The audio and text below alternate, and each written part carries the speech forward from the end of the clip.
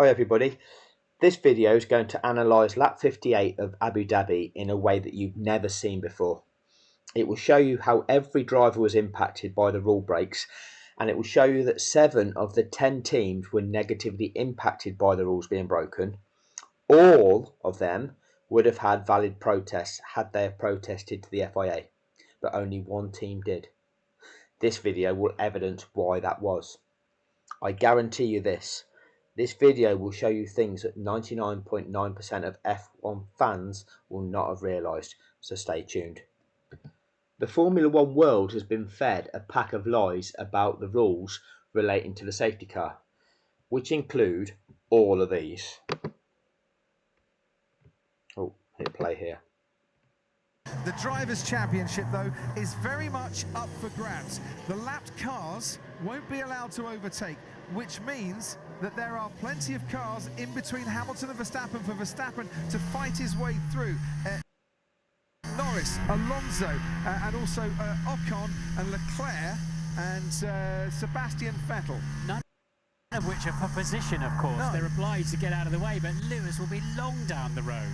That I suppose is the compromise that race control have made here, by giving the best possible chance for racing to the finish rather than finishing behind the safety car. They've decided the lap cars will stay where they are. I mean, the regulation, as I said, they may allow the lap cars through. It's not mandatory, as pointed out, but as you point out, Crofty, there'd be no racing laps if they let the lap cars through. Because I think the safety car will come in at the end of this lap, and there will be one racing lap. They'll all get blue flags, I would imagine. Yeah, I mean, all of the cars in front of Max will get blue flags and are duty-bound to get out of the way, but they're all in a reasonable fight themselves. I don't see any way Verstappen can do anything with that, but indeed, is the safety car coming in this lap? We think it should do, could do. And it's ending, and it's ending, wow! It takes a certain amount of time to work out exactly who the lap runners are, where they are in the pack, but the fundamental point of that rule is to make sure that they don't get in the way of a great duel towards the end of a Grand Prix, and that's only happened, didn't it? So this video is going to prove that these are all lies.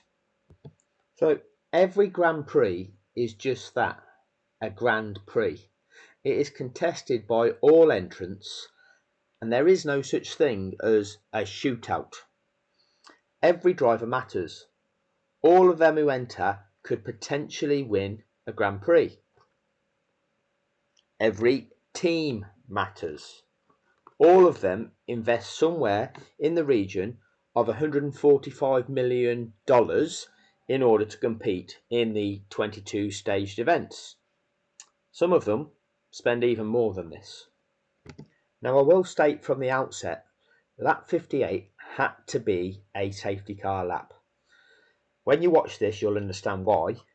But those of you who haven't already seen my other videos also need to understand this. A red flag was not a valid option. The track wasn't blocked. There was no serious medical emergency which required for an ambulance to be on track. And there was no protracted clear-up required, such as barrier repairs. So in every other Grand Prix, this incident would have been cleared up with the safety car. And so therefore, the safety car was the only possible way of dealing with this within the regulations that was valid, because to throw a red flag, that would also have been a form of manipulation. Okay? Then, with you utilising a safety car to deal with the incident, which is the right thing to do, you have to follow the safety car procedure, because that is written in the regulations for specific reasons that they've lied to you about, which I'm now going to break down and show you the implications of it. So what you're looking at now is the 2022 Australian Grand Prix. So we're on lap 26 of 58 there. And what you can see here, coming round onto the start-finish straight, which is at the bottom of the screen, okay, you can see the checkered flag. I'm trying to wave the cursor where the checkered flag is. Approaching that is this safety car train. Okay, so the safety car an incident's occurred. They've brought out the safety car. The field is bunched, and this is what it leaves us. This is again tracker view. So this is the cars bunched up. If you look over onto the left-hand side of the screen, there's the list of the 18 competitors left running in order, first down to 18th, and that is the order of these dots in this line here, first down to 18th, all in the correct order. Now, if you look at the data view, you might not be able to see it so clearly on this, but this tells you the intervals, the time difference between each competitor. So this column here, which says interval, second column along, you've got Leclerc who's leading, then Verstappen 0.26 of a second behind, Russell 0.6, Alonso 0.4, Perez 0.7, Hamilton 0.4, Magnussen 0.5, Norris 0.4, Ricciardo 0.4, Albon 0.5, Ocon 0.4, Bottas 0.4, Stroll 0.7, Gasly 0.4, Tsunoda 0.4, Mick Schumacher 0.4, Zhou 0.5, and Latifi 0.4.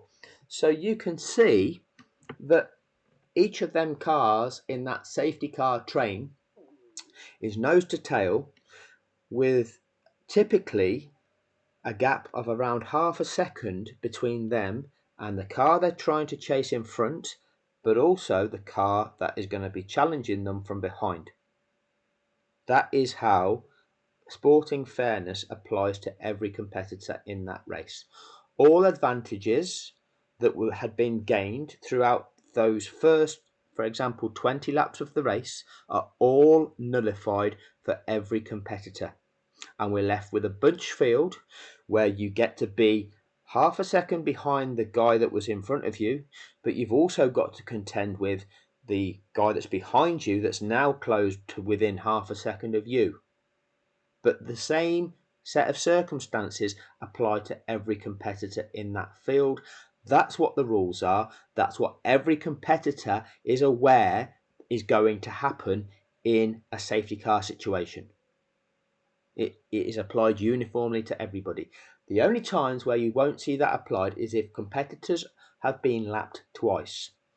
When it comes to an unlapping procedure, they will unlap the field, but if you've been lapped twice, you'll probably only get to be allowed one lap back. They're not going to afford the time of seeing you go and lap yourself twice. Okay, so that's a special circumstance.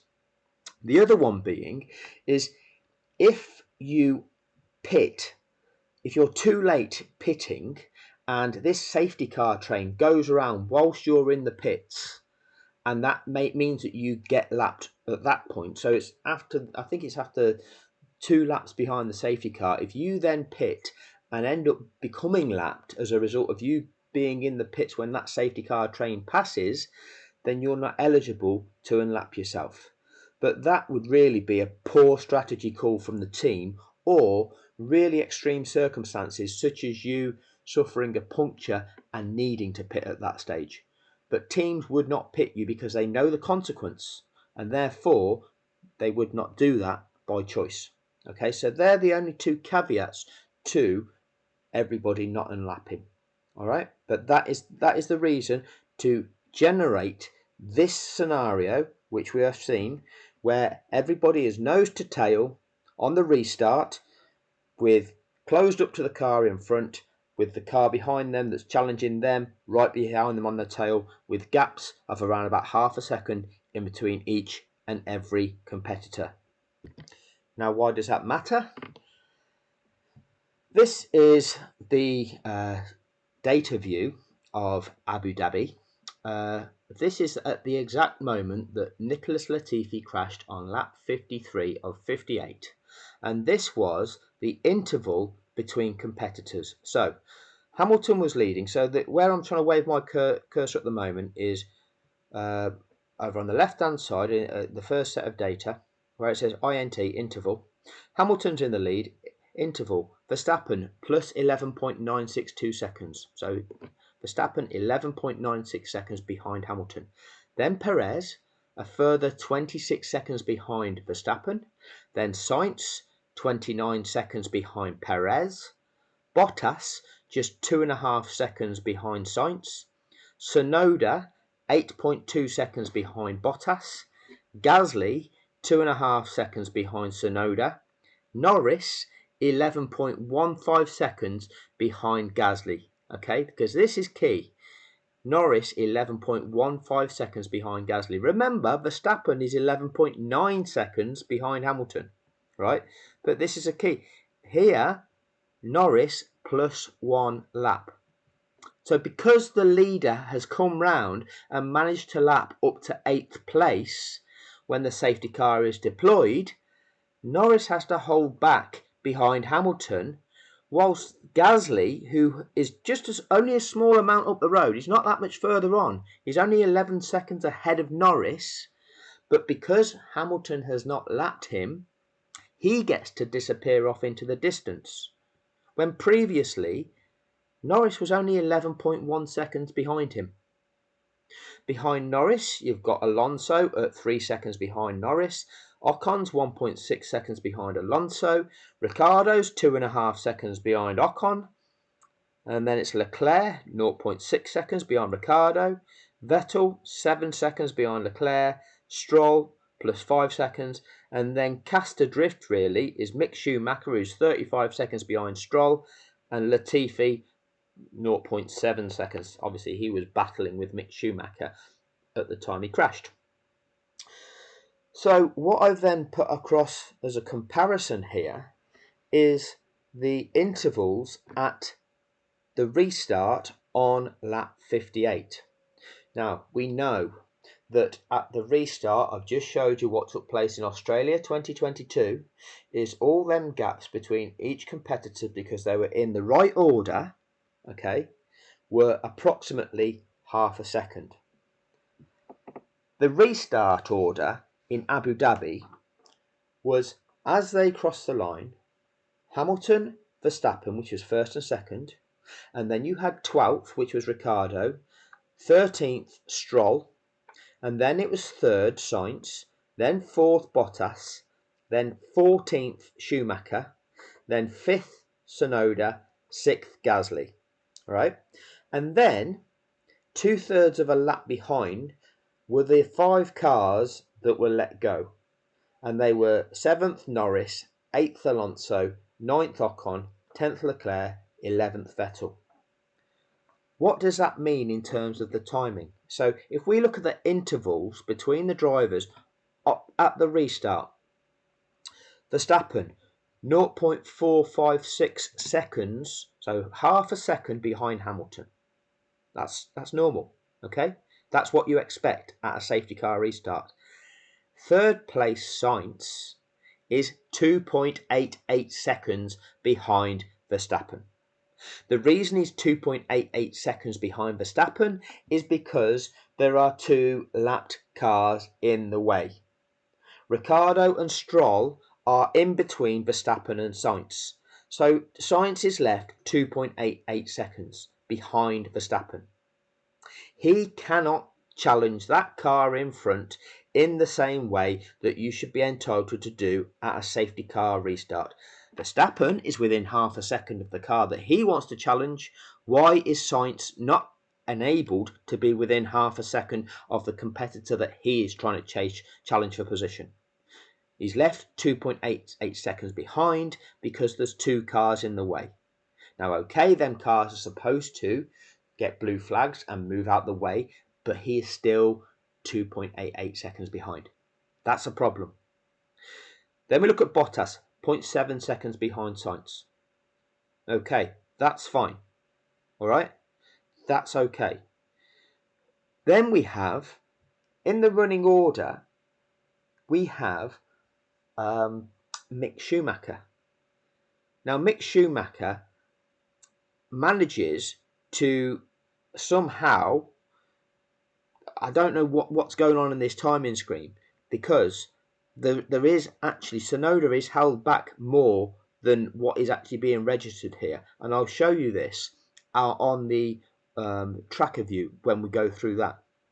But you've then got Tsunoda 0.7 seconds behind Bottas. So it doesn't display this on data view, but actually Mick Schumacher is in between there. So the gap between Bottas and Tsunoda is that, but you still have Mick Schumacher in between them. You've got Gasly 0.5 of a second behind Tsunoda, and then you've got Norris. Norris was previously 11.15 seconds behind Gasly. Look at him now. It says on here 1 minute 28. That is based on the speed that they were travelling when they were lapping behind the safety car. Because they were lapping up close to somewhere in the region of 2 minutes per lap behind the safety car, this differential is calculated on that aggregation. The reality is, once they've been released, they've sped up. So they are trying to chase back round. So they're travelling faster, and it's actually closer to 52 seconds behind that Norris is now left behind Gasly. So all the other gaps have been closed up, and yet Norris's gap has increased from 11 seconds to 52 seconds. So Norris has lost somewhere in the region of 40 seconds that everybody else benefited, but he's lost out by that amount on Gasly. That's not a uniform application of the circumstances, is it? It's not a uniform consequence for everybody. So that is a big problem. Then we have Alonso 0.8, Ocon 1.1, Leclerc 0.5. This was that bunch of 5 cars, and Vettel had lost interest. He was just 3.2 seconds behind. Then Ricciardo, 23 seconds behind Vettel. So Ricciardo had changed onto fresh soft tyres under that safety car period with the hope of, and actually, if we go back to where he was at the point in which Latifi crashed, Ricciardo was running in 11th position.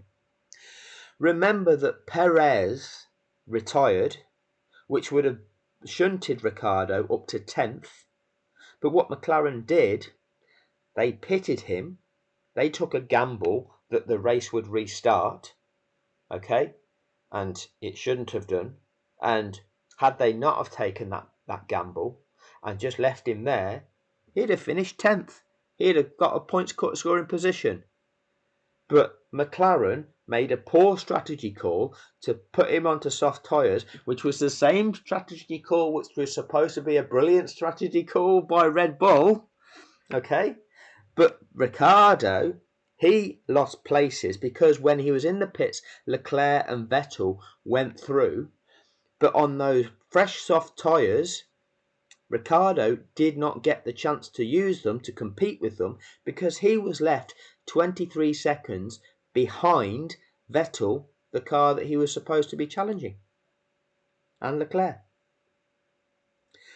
Then you've got Stroll. He also had fresh soft tyres on, 1.4 seconds behind Ricciardo, and Mick Schumacher, who also had fresh soft tyres on, 1.6 seconds behind. These cars, Stroll was up behind Ricciardo, but then in between Stroll and Mick Schumacher was Carlos Sainz and Valtteri Bottas. So Mick Schumacher could not challenge Stroll. So when I show you this screen, which is the start of lap 58, we can look again. These are the intervals. So the anomalies are Carlos Sainz plus 2.88 seconds. So third place cannot validly challenge for a top 2 because he's been handicapped. He's cut adrift by 2.88 seconds from finishing in the top 2. You cannot separate out just 2 cars to race off for a win in a Grand Prix. That is a totally invalid scenario. But in effect, by leaving those 2 lap runners in the way, by not releasing them, that is what you've manufactured. Okay? And then Norris has been left significantly behind. So 7th position has been left significantly behind Gasly. As I say, in real terms, it was around about 52 seconds. He was shunted back after previously being around about 11 seconds behind Gasly. That's not valid. Which also cut adrift them 5 drivers, and I'll come on to that. And then Ricciardo was cut adrift a further 23 seconds behind 11th place. And that's not valid either. Now, if you look over to the section in the centre of the screen, this shows you the tyre compounds that each of them drivers were on. And coming down from the top, you've got Lewis Hamilton on the hard compounds tyres. Look at these ones which have changed onto soft compounds. The ones which have gone red at the end in the last stages of the race. Max Verstappen has changed onto softs. Yuki Tsunoda has changed onto softs. Pierre Gasly has changed onto softs. So we've got a Red Bull. We've got Red Bull B. We've got Red Bull B. And then down here, Ricciardo of McLaren, we've got Stroll, Aston Martin, Mick Schumacher in the Haas, and Perez. Okay, so Perez retired. Of the 6 competitors that changed onto softs, only 3 competitors got to race with them. Because these 3 competitors could not change position. They were not allowed to overtake, and I'll come to that. Now, before I analyse what actually took place on lap 58, what we do know is that Red Bull retired Sergio Perez from 3rd position, and they claimed that they didn't want him to suffer a engine failure which would prolong the safety car period, and hence they retired him. Now, I'm not going to go into the full implications of that now, but if you are running in second and third, I've stated on my previous videos, had Hamilton have retired with a mechanical failure or suffered a puncture and needed to pit, which would have dropped him down the order because he wouldn't have been eligible to unlap, okay, Red Bull would have got a 1-2, which would have won them the Constructors' title and the prize money associated with that. Bearing in mind that you as a team invest at least $145 million in your F1 campaign, and that the prize money is associated with winning the Constructors' Championship, to retire Perez meant that Red Bull had no chance of winning that. That meant at the moment Perez retired, Mercedes were Constructors' Champions, and that's a fact. Okay, regardless of whether Hamilton or Bottas finished or not, by retiring Perez, Mercedes were Constructors' Champions. Now, here's the other implication. If you do manage to go racing again, if it was possible, ideally, if your man was in 2nd position and challenging for the title, would it be good to give him a rear gunner? Would it be good to ensure that nobody was able to challenge him? So, for example, Sainz wasn't able to challenge Verstappen for 2nd position. Who would be the ideal man to be your rear gunner? To be that person blocking off the guy that's trying to challenge you? Surely that would be your teammate. Your teammate, knowing that he's got no chance of winning the championship, he knows that he's not in it, so therefore his role is just to support, giving the best opportunity for 2nd place to challenge first, but ensure that the guy that's behind him doesn't get the chance to move forward and interfere with that battle. But Red Bull retired their rear gunner. Surely you'd have thought there would have been a benefit to keep him out there to ensure that Sainz was not in any way able to move from 3rd position to 2nd or even 1st. Right, I'm now going to take you round lap 58 on tracker view. So, I said at the start, out of the 10 teams, 7 were negatively impacted by what took place. 2 teams were completely unaffected, and just one team, had a benefit that was unprecedented. Okay, the two teams that were unaffected altogether were Williams and Alfa Romeo, because both drivers from both teams had retired. Okay, so they were not impacted whatsoever. However, the 7 teams that remained were impacted in the following ways. So we'll start with Mercedes. Lewis Hamilton. Mercedes decided upon their pit strategy, which was to not pit Hamilton so he didn't lose track position, with regard to the rules of the sport. They would have done all the data, would have realised that the number of laps that would elapse during the clear-up operation would mean that this was highly likely to be a safety car finish. Hence, you don't need to change tyres, you certainly don't want to lose track position, and the race finishes behind the safety car and you win. That was a strategy call. That was the right strategy call, the way things played out in terms of what should have happened, and yet they were disadvantaged due to the rule break. That's not acceptable. Their second car, Bottas, he was disadvantaged because, again, as a 4th place runner, he had 2 lapped cars in front of Sainz. So therefore, he wasn't in position 4 in that train, he was in position 6. So Sainz was 2.88 seconds behind, which means Bottas was also 2.88 seconds behind that battle for first and second. Okay, that's not okay.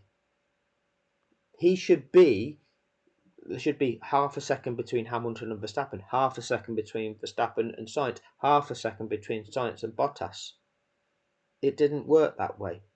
So he was negatively impacted by that. And the other thing to consider is, because Sainz was held back by the 2 lapped cars, Sainz himself was then not attacking second place. Sainz knew that he wasn't able to do that. So Sainz's sole focus was just staying ahead of Bottas. If you're in a race and you're trying to attack, there's always the jeopardy of the guy behind you attacking you. But when you're not attacking and you're just making sure you're staying ahead, it's a different style of driving, which makes it a lot more difficult for the guy behind you to actually make the overtake. So if you remember back to Silverstone 2022, there's a couple of cars fighting, and whilst them two are fighting, Lewis Hamilton comes through and overtakes them both. I think it was Leclerc and Perez. And Lewis Hamilton pulled off the move where he took them both in the same move. Now, okay, they both got him back further onto the next lap, but these things happen. But if you're not fighting that car in front and you're just defending, it's a different scenario altogether. And that Bottas was impacted by that. We move to Ferrari. As I've already described about Sainz, 2.88 seconds back from second position. Third position, 2.88 seconds back with 2 lapped cars in the way. That's disadvantaged. Then you've got Leclerc, who's out here at turn 5. Leclerc cannot race at this moment in time. These 5 cars here, they're not allowed to overtake on this lap. They're not allowed to overtake until they make it around this track and cross the start-finish line. And I will show you what happens to them as we go through this. Okay? I will show you that, but Leclerc is significantly disadvantaged. Not only is he disadvantaged by being in this pack of 5, you'll see how he can't even race within that set of 5 later on in this video. Okay, so that's the 2 Ferrari drivers. Next, we have the AlphaTauris, or Red Bull B team. You can see in this train here, in between Tsunoda and Bottas is Mick Schumacher. Now, okay, he does get out of the way of him fairly quickly, but Tsunoda should be right on Bottas's tail, should be right on his rear wing as they go through that start-finish line. That is what it is there for, okay? He cannot overtake Schumacher until he's crossed that start-finish line and Bottas is ahead of him. So already he is slightly disadvantaged. Now, because he's on them fresh soft tyres, he still managed to overtake Bottas.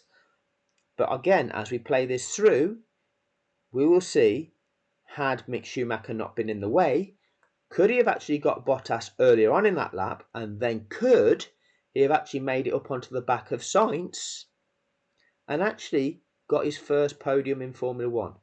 Could Tsunoda have got third in Abu Dhabi if the lapped cars were not in the way? Like I say, this is all fictitious because this lap should never have happened.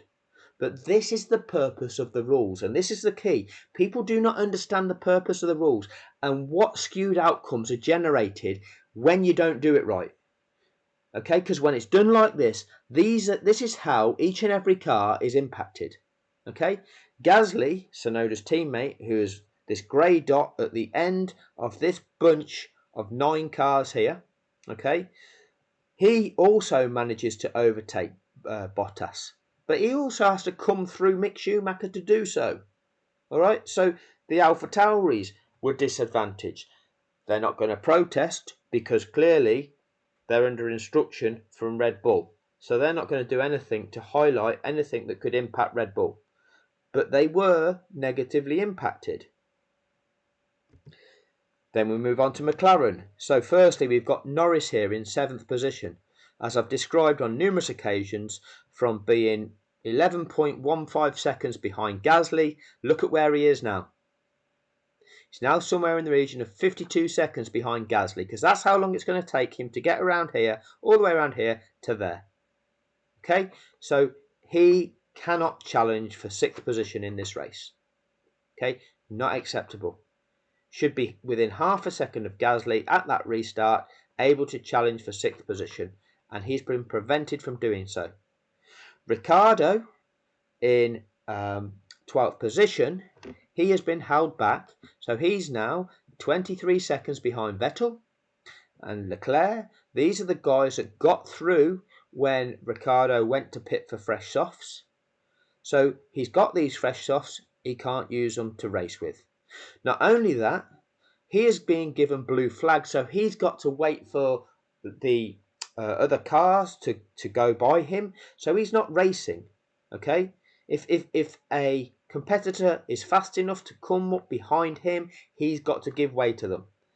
They're not racing. The 3 cars that have been left here aren't allowed to overtake this lap. They have to wait for the other cars to go past them. Then, effectively, when they come through the checkered flag, their race finishes anyway. But they would not have actually been able to start racing and be overtaking till the following lap. But they don't get to do that following lap because they take the checkered flag, having only completed 57 laps. So Ricciardo cannot race. That's McLaren's impact. Both cars have been impacted for McLaren. Alpine. So we've got Alonso and Ocon up here in positions 8 and 9. Now, they cannot race on this lap. So on this lap, they cannot challenge Norris. And when you will see this as we come round, when they come around to start lap 58, where they can potentially make moves, they are not in this position here. They are not in a position where they're all slowed down to a crawling speed, and then when the leader takes off, they all take off, all within half a second of one another, which is what happens that you see every safety car restart. That doesn't apply to these cars. By the time they get round to here, there's gaps of around about 1.5 seconds between each and every one of them. Not the half a second that you see at a safety car restart that is applicable to all cars. So realistically, the opportunity for Alonso and Ocon to overtake at a safety car restart that is afforded to some of the other competitors, they don't get afforded that luxury. And they don't get the chance to actually do that this lap. On the unlapping lap, you cannot overtake on this unlapping lap. Okay, so they're disadvantaged too. Aston Martin. So you've got Vettel here, who you could tell with Sebastian Vettel, he had become disillusioned by what was going on, and he just clearly had given up on this. But he's in this group of 5, having been released. This is the lap that he cannot be overtaking anybody anyway, because this is the lap that they have to unlap, no overtaking. He can only start overtaking potentially when they come through the start-finish line, when they start their lap 58, but they're 52 seconds behind everybody else when they do that, and with 1 lap to go. So Vettel's given up. Stroll, who is in this pack, Stroll is the 4th dot along here. He is running in 13th position. He's got Carlos Sainz behind him, which he has to let go by because he's getting blue flags all the time, right? So he can't focus. Well, for a start, he's not allowed to overtake Daniel Ricciardo, and his focus has got to be on allowing the cars behind him to make it past him because he's just getting blue flagged all the time. So what's happened to his race? And finally, we've got Haas, Mick Schumacher. So again, he would have been challenging Stroll. He'd changed onto soft compound tyres as well. Did not get the chance to challenge Stroll. Again, was getting blue flagged all the time. Was not allowed to challenge the competitor in front on this lap because they're still on lap 57, not unlapped. They're not entitled to challenge for position at that stage. Until you've actually unlapped, until you've actually recreated this first down to 14th scenario, you're not allowed to overtake in that circumstance. You know, it's in the same way that these 5 cars here making their way around to the back of the field, these 5 cars over at turn 5 are not allowed to overtake each other until they make it round to start their lap 58. Okay, these cars that are on their lap 50, they're on their lap 56 at the moment. These 3 cars in this bunch are on their lap 56. So when they go through this start finish line, they're still only on lap 57. Okay, so Ricciardo, Stroll and Mick Schumacher are still only on their lap 57. They're not allowed to overtake on their lap 57. So them 3 positions are fixed. So their races are fixed. They've changed onto soft tyres, but their positions are fixed. It's ridiculous. It's absolutely ridiculous. So I'm now going to play this through, and I want you to watch these dots as we go. I'm going to try and pause it and try and point a few things out to you. So we've got Hamilton and Verstappen, which is the green Petronas, blue, whatever it is, Petronas dot, followed by Verstappen's blue dot. Okay, but then you'll see the orange dot of Ricciardo and the green dot of Stroll. Okay, so here we go. Like I say, these 5 cars that are going along the top straight at the moment, they're not allowed to overtake. So even now, having come round turn 1, the 2 lapped cars are still in between Sainz and Verstappen. Okay, Ricciardo and Sainz are there. Sorry, Ricciardo and Stroll are there. Sainz is behind Stroll still. Carry on. What we did see though is Tsunoda has come by Mick Schumacher, and it does look like Gasly is coming by Mick Schumacher at that point. Yeah, it looks like Gasly's made it past Mick Schumacher. So going out towards turn 5, where Verstappen does that late lunge on Hamilton, this is the point where Verstappen takes Hamilton, and Verstappen pushes Hamilton really wide. But there is no... If you actually look at Daniel Ricciardo, had Daniel Ricciardo had been in 3rd position and was racing, he could have nipped up the inside there.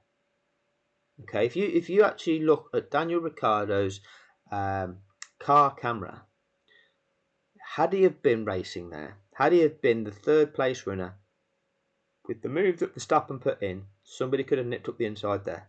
Look at where third place is. Third place is all the way back here. He's blocked off. Still hasn't made it by Ricciardo and Stroll, the two cars that were not allowed to unlap there.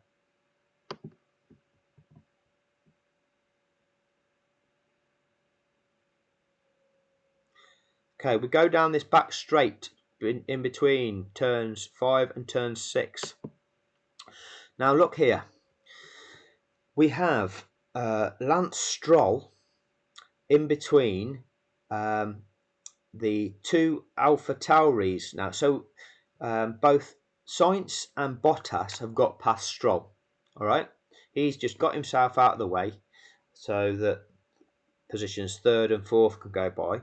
But then you've also got Tsunoda and Gasly that need to get through and pass Stroll.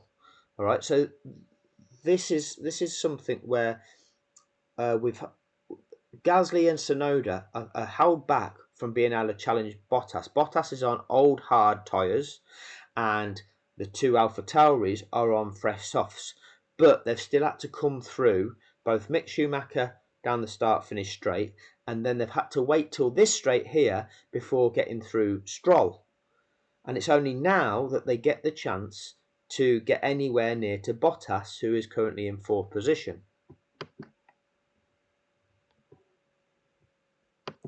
But look how Daniel Ricciardo is still clinging on to the leaders.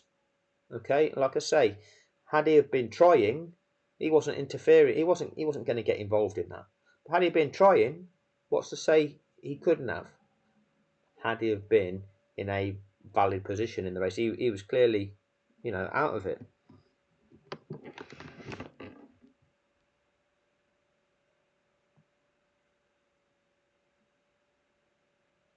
So we know that turn 6 is an opportunity for an overtake. You've come down a long straight, and what's happened there? So when we come round there, we can probably see what's going on. But bearing in mind, down that straight, the two Alpha Tauris had to pass a lapped car, which was Stroll.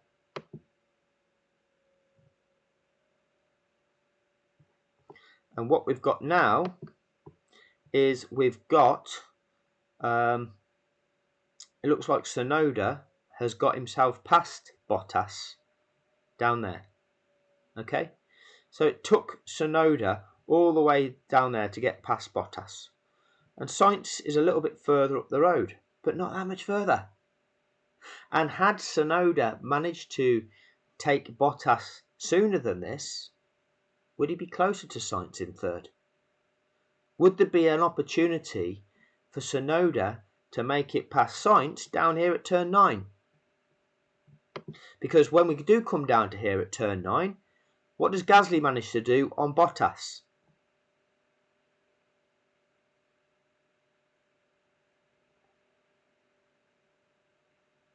There you go. Gasly overtakes Bottas down there. So had Tsunoda not been held back behind Mick Schumacher in the first place, have to also get through Stroll, would Tsunoda have actually managed to get 3rd position in that race? It's possible. That was the advantage. That was a differential. That was how much of an advantage those soft compound tyres gave you. Okay? That's what the difference was. That's how much they were faster than old hard compound tyres. And look at the lap that Lewis Hamilton still put in on those old hard compound tyres. Okay? And we'll just play this through to the end.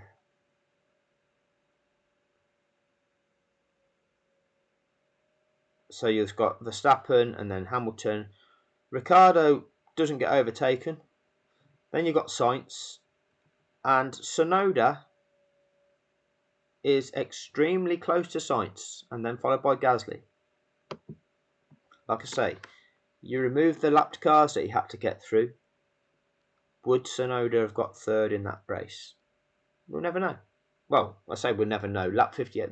This is all hypothetical because it should never have taken place. But this is showing you the implications of it taking place and why it was totally invalid for it to take place. Now, when I come out of this and go onto my other screen, this is those 5 release cars Norris through to Vettel, coming round to start their lap 58. Now, here you go, Norris, Alonso, Ocon, Leclerc, Vettel. And if you look at the time gaps between them, these guys aren't all bunched up just half a second each apart, are they? There are gaps between these cars. This is not a safety car restart for these guys. They can't get the jump on each other.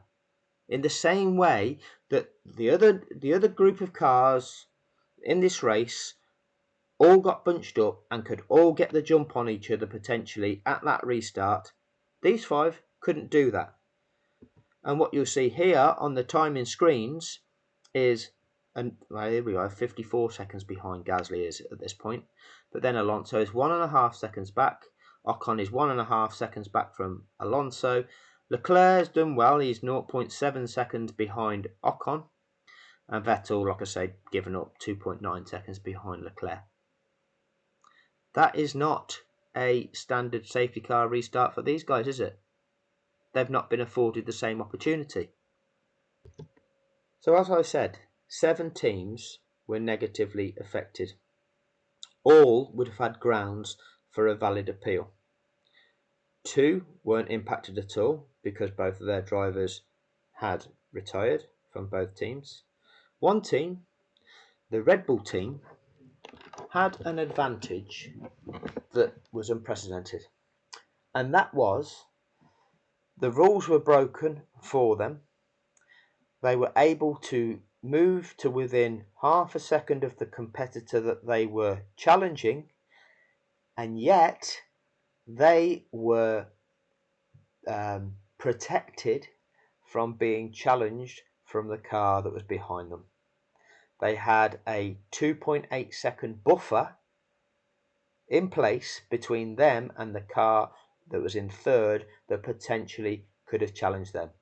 That is a unique situation that only the Red Bull team benefited from, where they had no lapped cars in front of them that were actually hindering them and had no direct competitor behind them, therefore offering them protection. Now, I promised you that I would tell you why, other than Mercedes, the 6 other affected teams did not appeal to the FIA. And this is why. Look, this is the start of lap 58, and this is the order that the race should have finished in, this first column. Hamilton, had the rules been applied, Hamilton would have won. Verstappen second, Sainz third, Bottas fourth. Then Tsunoda, Gasly, Norris, Alonso, Ocon, Leclerc. Okay, that there is a top 10. Because of that illegal last lap, we saw Verstappen jump up to first and relegating Hamilton to second. Sainz started the lap in third, finished the lap in third. His teammate Leclerc started the lap in 10th, finished the lap in 10th. So Ferrari did their positions changed, even though they were disadvantaged, ultimately did what took place affect them? Because what they would have had to have appealed about was saying we were disadvantaged, it impacted us by such and such, which meant that they couldn't challenge, but the only rectification was to revert to the position at the start of lap 58, so the end of lap 57. Well, that's the same as the outcome. So there's no change in the outcome for them. Even though they were disadvantaged, it didn't make them worse off. Okay, they started in 10th for Leclerc, they started in third for Sainz, they finished in them positions. Here we go for the second Mercedes car. Started in 4th, finished in 6th. Who overtook him? Well, the Red Bull B team of Tsunoda and the Red Bull B team of Gasly. So the 2 AlphaTauris, despite the fact that they were disadvantaged through having to come through 2 lapped cars to actually make it past, so they had to come through Mick Schumacher, they had to come through Lance Stroll in order to get past Bottas, which they still did. And had they not have done that, they might have even been able to challenge Sainz. Number one, they're the Red Bull B team, so they're not going to lodge a complaint, a challenge to the FIA in these circumstances anyway. And number two, they still gained, so they're not going to identify the situation and revert the situation back to the start of lap 58, the end of lap 57, when they were down here. They actually did benefit, even though they were still disadvantaged. 7th position. Norris started the lap in 7th. He finished the lap in 7th. Okay? So you can't say, oh, we didn't get the chance to follow. Well, the only thing we can do is revert the decision back to then. Well, you're in that position anyway. Alpine started 8th, finished 8th. Well, we didn't get the chance to challenge. Okay, well, we have to revert it back to lap 57. It's the same position. Same with Ocon. It's the same. All of these guys here in these lower positions, they didn't get the chance to race. So what they'd have been asking for is, you misapplied the rules, therefore you have to void lap 58. Well, we void lap 58. All of them guys finished in the same position, apart from Red Bull and Red Bull B. They all gained. So they're not going to complain, are they? But every other team, it's not worth them complaining because they finished in the same positions. Even though they were disadvantaged, they finished in the same positions. So they're not going to, number one, pay the fee to the FIA to lodge an appeal, go through an appeal, which this is not going to change the outcome for them because they're still going to be in the same finishing position, even if they knock a lap back. They're also not going to try and cause controversy in the sport by appealing this last race of the season when all the celebrations are going off, when there's a worldwide audience of 108 million people watching and it's controversial, and then these teams are highlighting that controversy. They're all keeping quiet and they're all reaping the benefits from the increased exposure of the sport. And that is why all of them teams that were all impacted kept quiet. Because ultimately, by appealing, it would have made no difference to them, even though they were disadvantaged. It would, by voiding lap 58, it would have meant no difference to them, to what their ultimate outcome was. Okay? And their bottom line increased massively due to the greater exposure of the sport. And therefore, they weren't going to expose the sport for being corrupt. Now I'm going to set you all a bit of homework. I want you to type into Google or your search engine FIA Abu Dhabi report and you will get this.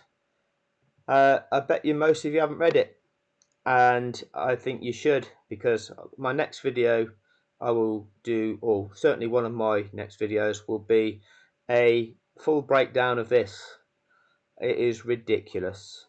A year 10 student could have produced a better report than what this is. It is utterly laughable. So if you've never actually read the FIA report into Abu Dhabi, take a read of it. It is absolutely ridiculous, and I will break it down on a future video and expose the ridiculous nature of it. If you haven't already done so, please subscribe to the channel, and if this has opened your eyes to the true implications of the safety car rules, why they are what they are, why you have to release all of the lapped cars, why you can't go racing with lapped cars in situ, and why that safety car lap is mandatory in order to allow those cars all the way around the track and give them a chance of rejoining the back of this safety car train, so that the only valid manner of restarting racing is in the correct order, first down to the last remaining runner, with the chance of all of them cars being bunched nose to tail with an approximate gap of half a second between each competitor, so that each competitor gets to be able to challenge the car in front, but at the same time they've got to be wary of the guy behind them being able to challenge them. That is what the rules and regulations are there for. They've always been written that way. Changing the word from any to all doesn't change that, okay, because it is all grounded in the context of the FIA International Sporting Code, and that dictates sporting fairness to each and every competitor. This is how I started this video. Every driver matters. All entrants need to be afforded the same sporting chance in each and every Grand Prix. That is what the FIA International Sporting Code is there for. You cannot separate out just two cars to race off for a win in a Grand Prix. It's not allowed. That's what the safety car rules are there for. That's why they have to be applied correctly. And what was done in Abu Dhabi was totally wrong, produced fixed outcomes, and the sport has just brushed that under the carpet, never admitted it, never exposed it. It's lied about it, and it's got its media to lie about it. It's got its governing body to enforce it. It's got its contracted media to convince you all that the rules are something different and to accept it. That is corruption. Please like and subscribe to the channel, and if you've not already done so, check out my other videos, because I'm categorically proving that Formula 1 is corrupt, the 2021 season is corrupt, Abu Dhabi was corrupt. It was fixed, and it was systematic corruption, because it wasn't just one party, it wasn't just a human error. It was F1 TV constructing a narrative. It was Sky Sports F1 lying about the rules ahead of the rule breaks. It was Michael Massey breaking the rules. It was the 4 stewards enforcing the rule break in the stewards' appeal. It's the FIA producing a report about the event which does not deal with the problems that arose in that event and just come up with a load of childish excuses. It is systematic corruption. It was done by design. Until next time.